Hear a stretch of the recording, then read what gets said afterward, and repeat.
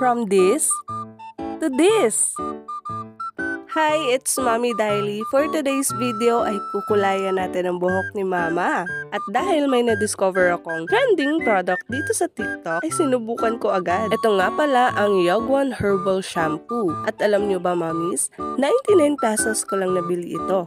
500 ml na. Ang ganda ng packaging niya, Mommies. May pang-lock siya para maiwasan ang tapon sa product and pwede mo pang magamit ulit. And take note, Mommies, mas maganda siya i-apply pag tuyo ang buhok. Easy to apply na din kasi para ka lang din talagang nagsha-shampoo. And bumubula din siya. After applying for about 5 minutes sa hair ni Mama, ibababad muna natin ito ng mga 15 to 20 minutes para maging black na black talaga. After ng mga 15 to 20 minutes na pagbababad, Mommies, ay babanlawan na din natin siya. Tignan nyo, Mommies, kitang-kita na nawala ang puti at kulay ng buhok ni Mama. No need to worry.